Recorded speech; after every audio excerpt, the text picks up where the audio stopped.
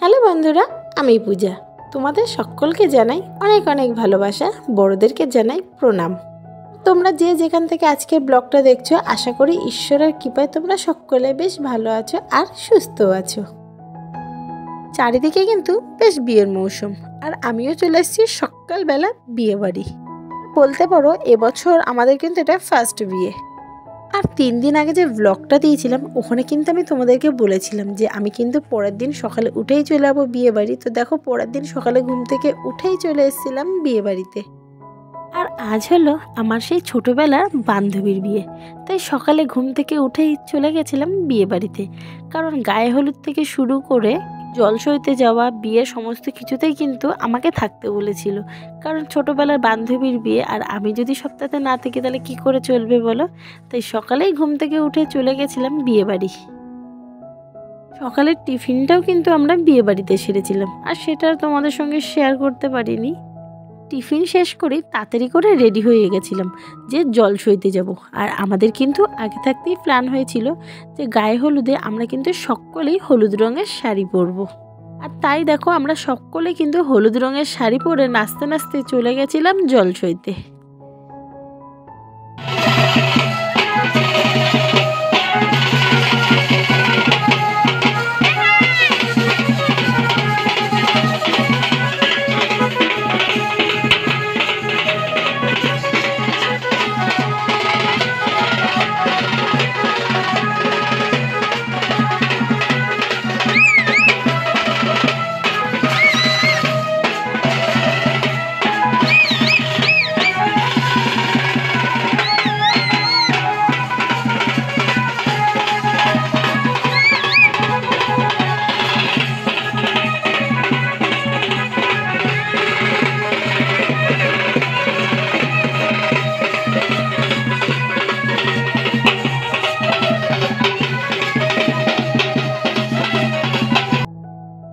বিয়ে মানেই কিন্তু অনেক রিচুয়াল, অনেক নিয়মকানুন, আর সেগুলোই অনেক কিছু মেনটেন করতে করতে অনেকটা কিন্তু সময় চলে গেছে।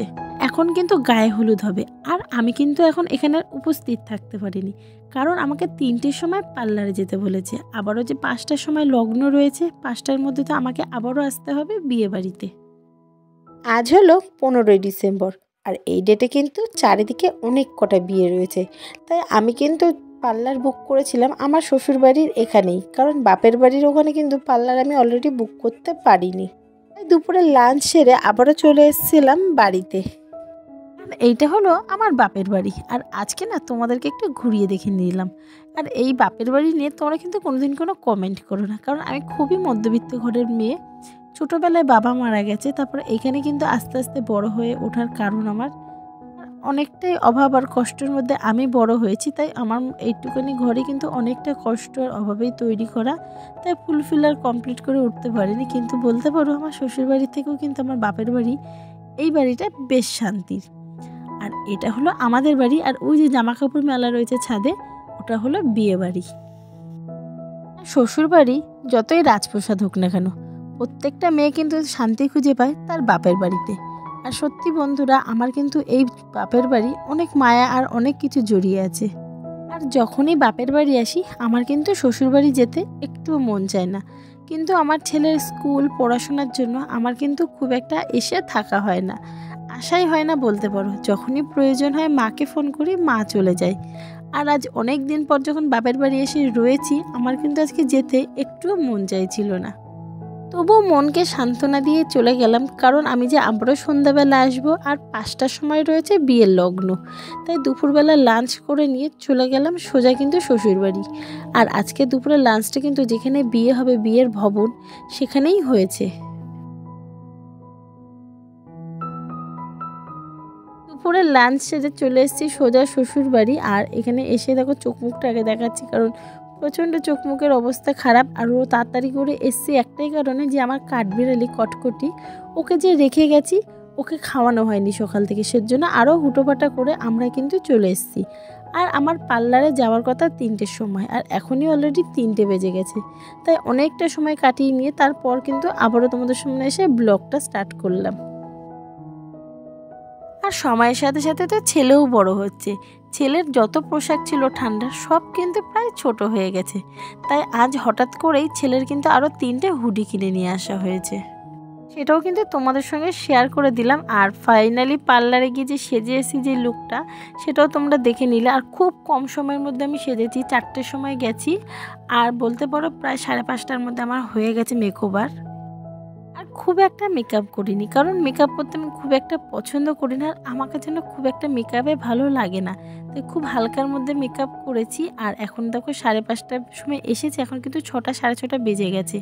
আর আমি দাঁড়িয়ে রয়েছি কাঁচরাপাড়া অটো স্ট্যান্ডে, কারণ বাইকে করে আমি যেতে পারছি না। আর আমি যে বেনারসিটা পরেছি প্রচণ্ড স্লিপ খাচ্ছিল বাইকে, তার জন্য আমি ওয়েট করছিলাম অটোর জন্য। তারপর লাস্টে অনেকটা সময় পার করার পর একটা অটো পেয়েছি, তারপর কিন্তু অটো করে সোজা গিয়ে পৌঁছালাম বিয়েবাড়িতে।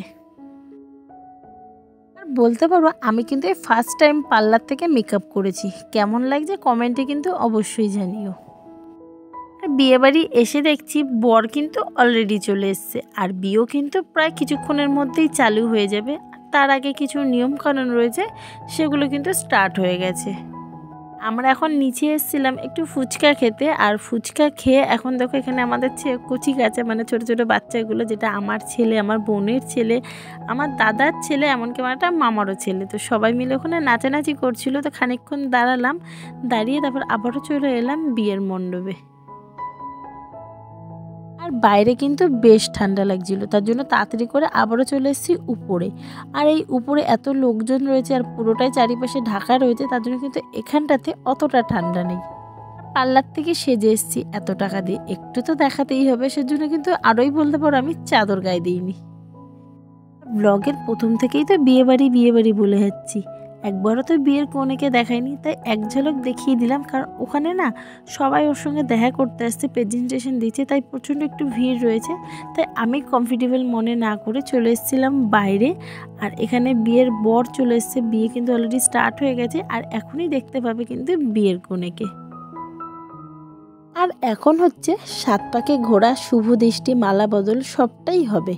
আর এই জিনিসগুলো না একটা মেয়ের জীবনে বলতে পারো স্বপ্ন, কারণ প্রত্যেকটা মেয়েই চায় তার জীবনে তার রাজপুত্র তার জন্য পালকি করে বউ নিয়ে আসুক, অনুষ্ঠান করে বিয়ে হোক ধুমধাম করে। সেটা হয়তো আমার জীবনে হয়নি, তাই আমি কিন্তু এই জিনিসগুলো প্রচণ্ড মিস করি বলতে পারো।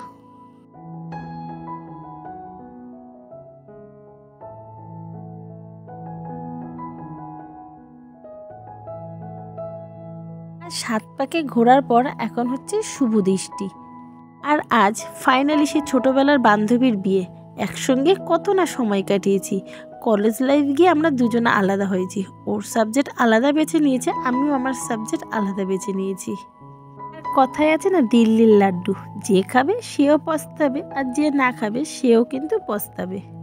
আমার বান্ধবী হলো বাপ মায়ের একটা মাত্র মেয়ে, তাই ও সবসময় বলতো আমি কখনো বিয়ে করব না, আমি আমার বাবা মাকে দেখব। তাই বিয়ের দেখো আজ 7 বছর পর লাস্টে কিন্তু দিল্লির লাড্ডু ওকেও খেতে হলো।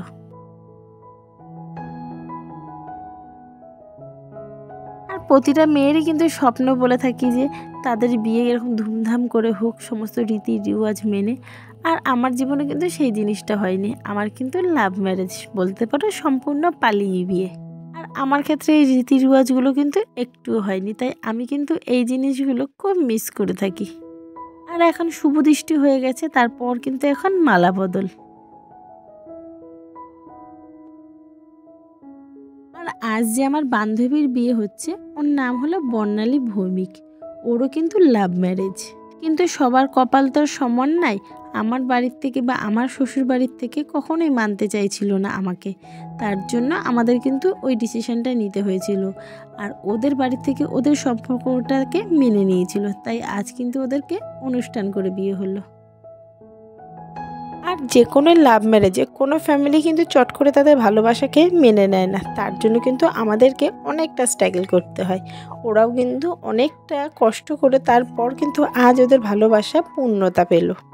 আজ এত বছর পর ওদের ভালোবাসা যখন পূর্ণতা পেল, তোমরাও কিন্তু আশীর্বাদ করো বন্ধুরা, যেন ওদের ম্যারেড লাইফ বেশ ভালো হয়, সুখের হয়।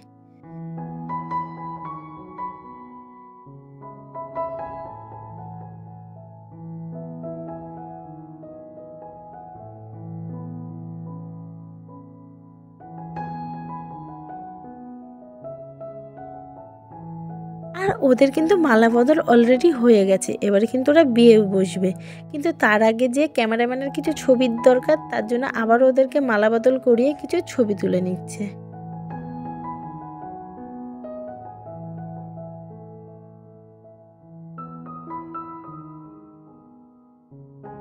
আর ওদিকে সমস্ত কাজ মিটে গিয়ে এখন কিন্তু ওরা বিয়েতে বসেছে। আর এদিকে কিন্তু বিয়ের থেকে ক্যামেরাম্যান বেশি সময় খেয়ে নিচ্ছে। প্রত্যেকটা জিনিসের ছবি তোলা, ভিডিও করাতে কিন্তু বিয়ের থেকেও বেশি সময় খেয়ে নিচ্ছে। তাই আমরা কিন্তু এখানে খানিকটা বিয়ে দেখে তারপর কিন্তু চলে গেছিলাম সোজা খাবার দিকে। আর প্রায় ঘড়িতে কিন্তু 10:30 বেজে গেছিলো। খাওয়ার জায়গায় কিন্তু প্রায় ভিড় লেগে গেছে। তার জন্য আমরা এখানে আর বিয়েটা পুরোপুরি দেখতে পারিনি, সোজা চলে গেছিলাম খাওয়ার জায়গায়। আর খেয়ে আস্তে আস্তে দেখছি অলরেডি কিন্তু আমাদের বিয়ে কমপ্লিট হয়ে গেছিলো।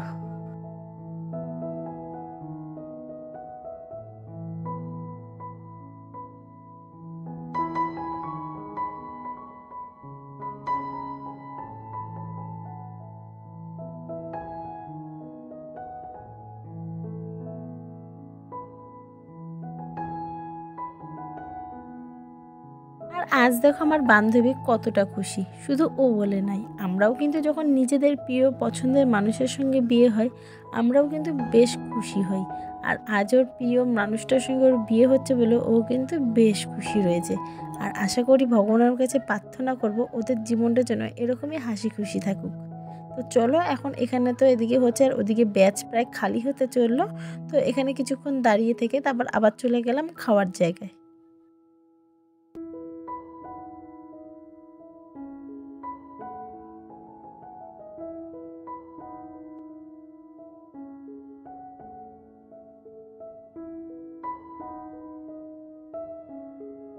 অবশেষে এখন আমরা বসে গেছি বিয়েবাড়ির ডিনারে। আর এখানে বসেছি আমি আর আমার মা, আর ওই পাশে বসেছে আমার ছেলে আর আমার হাজব্যান্ড।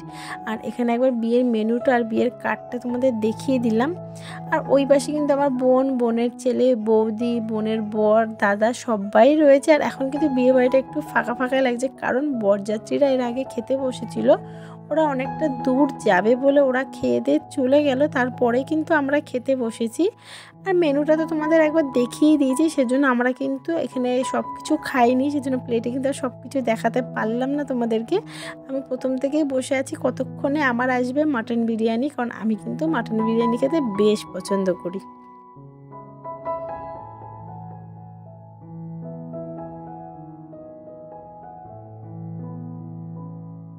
এখানে কিন্তু মাটন বিরিয়ানিটা বেশ টেস্টি হয়েছিল। আর মাটনগুলোর পিসগুলো যেরকম বড় বড় ছিল আর কি সুন্দর সফট ছিল মাটন বিরিয়ানিটা।